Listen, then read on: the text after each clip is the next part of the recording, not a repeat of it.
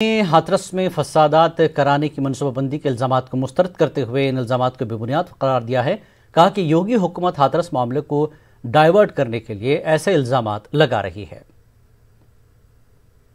को अरेस्ट किया गया है और उसके बाद हम देखते हैं कि वहाँ पुलिस और गवर्नमेंट ऐसा एक न्यूज़ फैला रही है कि popular front of India Hathras के इशू को लेकर कम्युनल और कास्ट वायलेंस करने की कोशिश कर रहे हैं। ये पूरी तरीके से एक बेबुनियाद और बचकाना एक एलिगेशन है।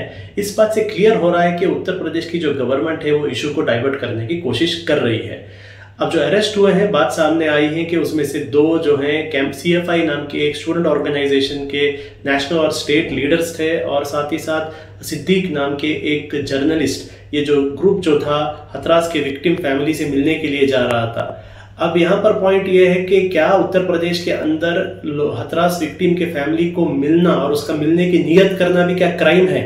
तो बात क्लियर है कि ये उत्तर प्रदेश की गवर्नमेंट जो है अपनी लॉ एंड ऑर्डर को जो फेल हो गई है उसको छुपाने के लिए और लोगों का जो एक आक्रोश पूरे इंडिया में आ रहा है और उत्तर प्रदेश में आ रहा है उससे बचने के लिए पॉपुलर फ्रंट ऑफ इंडिया का नाम इसमें घसीट रही है। और साथ ही साथ ये भी कह रहे हैं कि उत्तर प्रदेश और योगी की छवि खराब करने की कोशिश की जा रही है। देखिए, हर दुनिया में हर कोई जानता है योगी सरकार की कोई ऐसी छवि नहीं है जो बर्बाद की जाए। ऑलरेडी पूरी तरीके से पूरी दुनिया में उनकी छवि बर्बादी है। तो ऐसा एक एलिगेशन पॉपुलर फ्रंट पर लगाना ये बेबुनियाद है।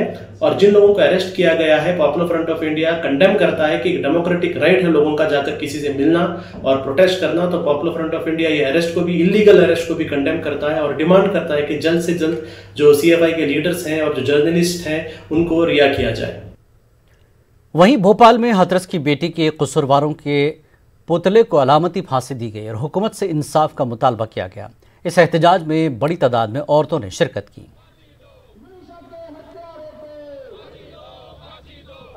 देखिए, एक देश में सभी बहन बेटियों की जिस तरह से लगातार उनकी अस्मिता के साथ खेला जा रहा है, तो भोपाल की आवाज़ और भोपाल की बेटियों ने ये संकल्प लिया है, क्योंकि मध्य प्रदेश की राजधानी में विगत कई दिनों में दुराचार बलात्कार की घटनाएं घटी हैं और सरकार एक कठोर कानून बनाया, इसकी हमेशा मांग हो रही है। लेकिन पूरे देश के अंदर और विदेश के कई शहरों में सार्वजनिक रूप से वध किया जाता है।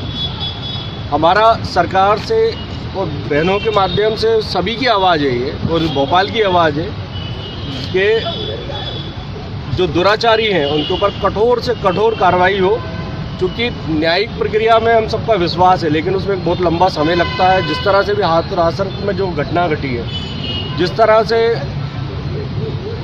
बहन को रात में जलाया गया है, तो आप सब जानते हैं कि जो साक्ष्य होते हैं वो पूरी तरह से नष्ट हो चुके हैं। ऐसे में उसको न्याय मिलना एक संदेह का विषय है। तो हम चाहते हैं कि जो बलात्कारी हैं और उस मानसिकता के लोग हैं उनका सार्वजनिक रूप से इस तरह से वध होना चाहिए, क्योंकि देश का इतिहास रहा है कि जब भी कोई घटनाएं खास तौर से महिलाओं की अस्मिता हुई है तो उनका बलात्कार इस देश में किया जाता है। और हम सरकार से मांग करते हैं कि देश के अंदर एक नई विचारधारा का जन्म हो और जो गंदी विचारधारा है उसका अंत हो। उसी के संदर्भ में सांकेतिक वध का कार्यक्रम आज हमने आयोजित किया।